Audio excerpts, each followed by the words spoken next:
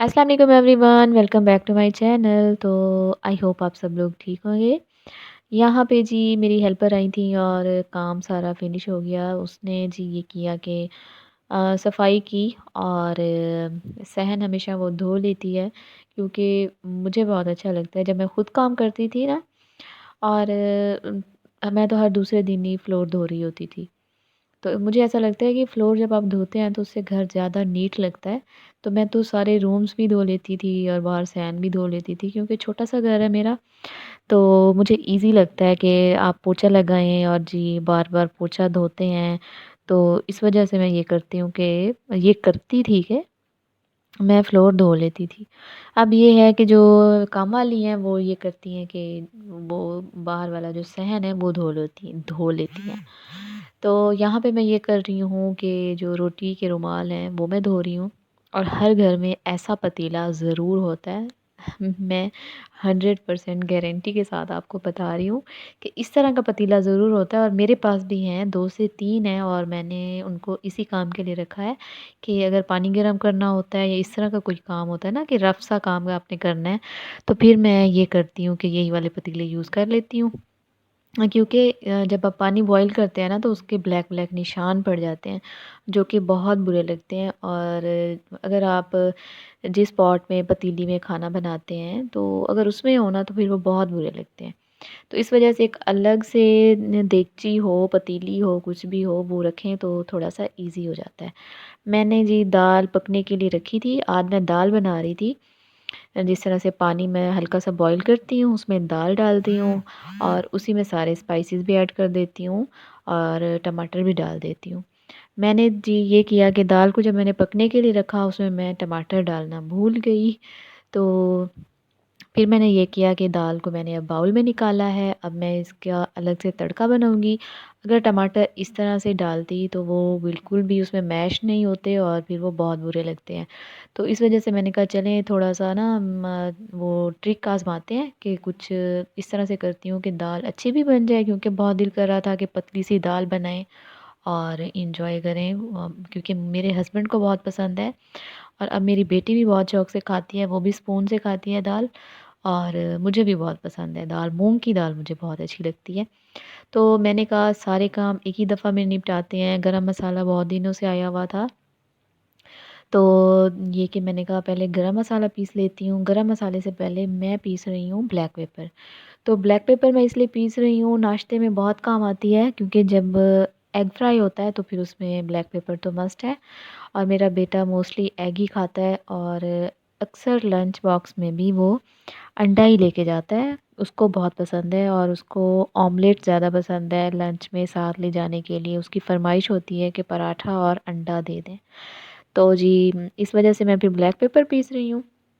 तो black pepper piece के इसको मैं इस तरह से सेव करके रख लेती हूँ।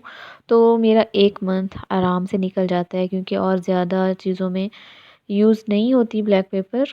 कम-कम होती है, कभी-कभार किसी सालन में डाल लेती हूँ। तो जब मैं चिकन बनाऊँ, मटन बनाऊँ या बीफ बनाऊँ तो उसमें काम आ जाती है, जब आप कढ़ाई टाइप कुछ इस तरह से बनाते हैं तो। उसके अलावा ज़्यादा बस इसी तरह से रायते में और एग जब फ्राई करते हैं उसमें काम आ जाती है।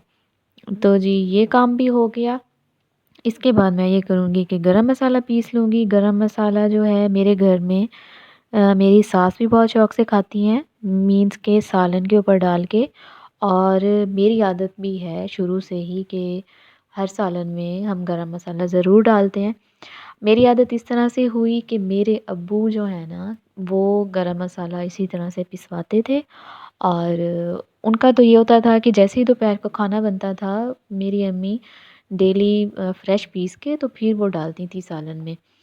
तो ख़ैर बचपन में तो बहुत बुरा लगता था, गरम मसाले का टेस्ट बहुत अजीब लगता था। मगर अब जो है ना बहुत अच्छा लगता है, और ये अच्छा भी होता है, इससे बहुत अच्छी-सी खुशबू भी आती है और खाने का टेस्ट भी थोड़ा-सा चेंज हो जाता है, यानी कि मज़े का हो जाता है। तो यहाँ पे मैं गरम मसाला पीस रही हूँ, इसको भी मैं इस तरह से इसमें डाल के रख लेती हूँ। इसको हम तो कहते हैं नमकदानी कहते हैं। तो इसमें मैं डाल के गरम मसाला इसी में डाल के रखती हूँ। और ये होता है कि फिर मैं उसी टाइम सालन में इज़िली डाल लेती हूँ। तो ये भी मैं डाल के बना के रख रही हूँ। तो ये भी मेरी ज़रूरत की चीज़ है डेली यूज़ में। तो कभी-कभी ऐसा होता है जब थोड़ा-सा टाइम ज़्यादा हो ना तो फिर सारे काम इकट्ठे करने को दिल करता है। और अच्छा तो गरम मसाला पीसने के बाद मैं ये कर रही हूँ कि शामी कबाब के लिए मसाला पीस रही हूँ। तो ये वाला जो मसाला है ना, इसका बहुत अच्छा टेस्ट आता है शामी कबाब में। इसके लिए ज़्यादा और कुछ नहीं, बस ये होता है कि ज़ीरा, ब्लैक पेपर और ड्राई धनिया, ये होता है। इन तीनों को मैं मोटा मोटा सा पीस लेती हूँ। वैसे मैं कुंडी डंडे में इसको पीसती हूँ क्योंकि मोटा मोटा सा बस कूटना होता है। और आज मैंने इसमें बड़ी इलायची भी डाली है। जब बड़ी इलायची नहीं होती तो मैं नहीं भी डालती, वरना ये होता है कि ये तीन चीज़ें इसमें मस्ट हैं। और क्वांटिटी जो है वो आप अपने मटेरियल के हिसाब से लें कि गोश्त, दाल जो भी आप जितना भी बना रहे हैं उस हिसाब से मैं ले लेती हूँ। तो इसको भी मैंने मोटा मोटा सा पीस लिया है और ज़्यादा ग्राइंड नहीं किया मैंने, बस 1 से 2 दफ़ा ही मैंने मशीन चलाई है तो ये बहुत अच्छे से पीस गया है। इसके बाद मैं पीस रही थी अदरक और लहसुन। तो मैं ये चाह रही थी कि ये मोटा मोटा सा पीस जाए जिस तरह से कुंडी डंडे में पीसते हैं हम। क्योंकि जिस तरह से दाल में तड़का लगाते हैं ना, तो उसमें फ्रेश पिसा हुआ अदरक और लहसुन बहुत अच्छा लगता है, उसका टेस्ट बहुत अच्छा आता है। मगर ये है कि ग्राइंडर में जो है ना, ये इस तरह से नहीं पिसता। तो इसमें मैंने थोड़ा सा पानी ऐड किया है और पानी ऐड करके इसका मैं पेस्ट बना रही हूँ। तो लहसुन भी पिस जाएगा, इसके बाद टमाटर भी मैं ब्लेंड कर लूँगी। इस तरह से ये होता है कि काम थोड़ा सा जल्दी फिनिश हो जाता है। और जैसे आज मैंने दाल में टमाटर नहीं डाले, तो इस तरह से मैं पीस के डाल लूँगी तो इजी हो जाएगा, जल्दी से सालन बन जाएगा। और अच्छा ये भी होता है कि दाल की क्वालिटी पे भी डिपेंड करता है। ये भी मैंने नोट किया है कि जब आप किसी अच्छी सी शॉप से लाते हैं ना दाल, तो वो बहुत जल्दी ये होता है कि सॉफ़्ट भी हो जाती है जब आप पकाते हैं। और इसके अलावा उसका टेस्ट भी बहुत ज़्यादा चेंज होता है।